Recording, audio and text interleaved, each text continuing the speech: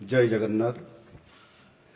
भारतर महामहिम राष्ट्रपति माननीय श्रीमती द्रौपदी मुर्मू जी, माननीय राज्यपाल डॉक्टर हरिबाबू कुंभमपाटी महोदय, माननीय बाचस्पति श्रीमती शर्मापाड़ी महोदया, माननीय उपबाचस्पति श्री भवानी शंकर भई महोदय, माननीय विरोधी दल नेता श्री नवीन पट्टनायक महोदय, एठारे उपस्थित मंत्रिमंडल माननीय सदस्य और सदस्यगण, ओडिशा विधानसभा माननीय सदस्य और सदस्यगण, माननीय केंद्र आदिवासी व्यापार कल्याण व्यापार मंत्री श्री जुएल राम महोदय,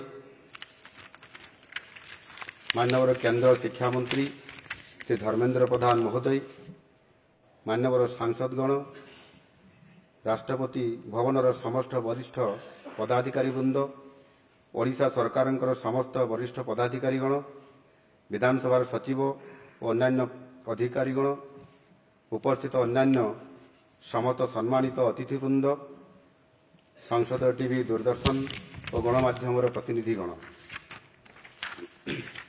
समस्त को मोर नमस्कार। ओडिशार गणतांत्रिक इतिहास रे आजिर दिनटी स्वर्णाक्षर लिपिबद्ध होई रहिबो। दीर्घ 75 वर्षर ओडिशा विधानसभार इतिहास रे प्रथम थर पाई आज आम देशर प्रथम नागरिक महामहिम राष्ट्रपति तथा मातृशक्तिर महिमा मंडित अवतार श्रीमती द्रौपदी मुर्मू जी विधानसभा को संबोधन करने सहित आम समस्त को मार्गदर्शन करेंगे। यही ऐतिहासिक अवसर रे मुझे पवित्र गृहर समस्त सदस्य मानक तरफ महामहिम राष्ट्रपति जी को आंतरिक स्वागत करुछि।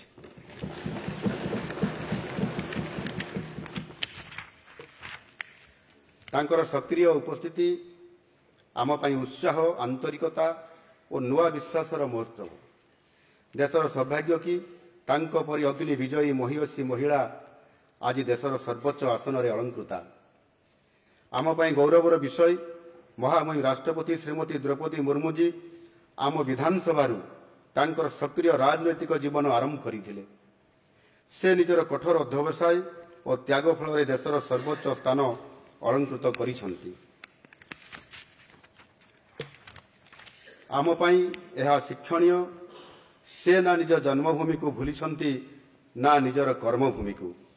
निज जन्मभूमि मयूरभंजर विकास पई तांकर अतुलनीय अवदान अछि। आज तांकर प्रथम कर्मभूमि को परिदर्शन करी से समाज को यही वार्ता देइछंती जे मनीष जेते बड़ हेले सुधा निजर जन्मभूमि एवं प्रथम कर्मभूमि को भूलिबा उचित नुहे। निजर माँ माटी को आद्य भूलिबा उचित नुहे। ये विषय रे केबे मनरे मध्य आसीबा उचित नुहे।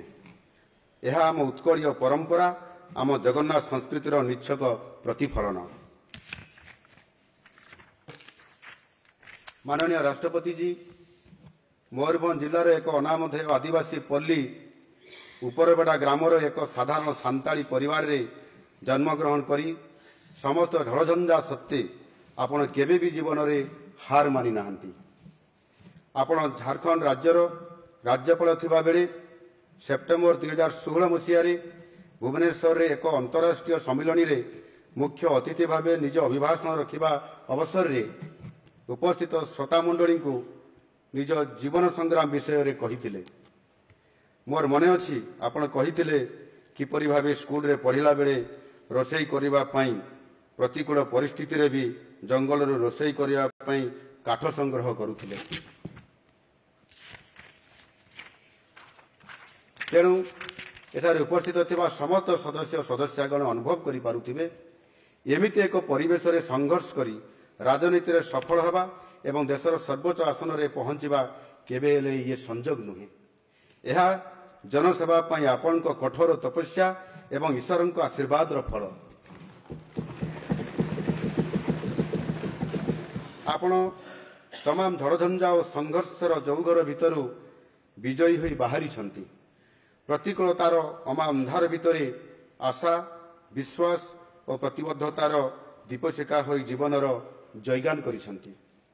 आज दिन में दलमत निर्विशेष ये पवित्र गृहर प्रत्येक सदस्य और सदस्या यह मुक्त कंठरे निश्चय स्वीकार करेंगे। व्यक्तिगत भाव मु अभिभूत, कारण मो परि जने साधारण आदिवासी परिवार रे जन्मित साधारण व्यक्ति को माननीय राष्ट्रपति जींकर मार्गदर्शन रे ओडिशावासी सेवा करिया पई सुजोग मिली। ओडिशा परि राज्य जेउठारे प्राय 1/4 जनसंख्या होउचंती जनजाति संप्रदायर, सेही संप्रदायर देशर कनिष्ठतम राष्ट्रपति तथा प्रथम नागरिक भाव सेवा करिवा पई माननीय श्रीमती द्रौपदी मुर्मू जी को सुजोग मिली एवं राज्यर सेवा करिवा पई मुख्य सेवक भाव मते मध्य सुजोग मिली।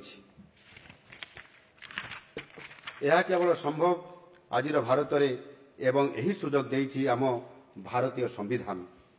गतकाली सारा देश पालन करिथिला संविधान दिवस एवं संसदर केंद्रीय हॉल रे माननीय राष्ट्रपति जी जो सारगर्भ को अभिभाषण रखिथिले ताहा 140 कोटी देशवासी हृदय को छुई जाइथिला।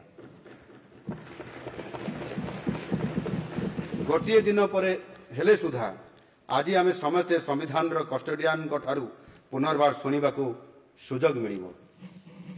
तांकर एही मार्गदर्शन आम सरकार तथा गणतांत्रिक विधि व्यवस्था विश्वास रखुवा प्रत्येकंक पई प्रेरणार उत्स होई रहिबो।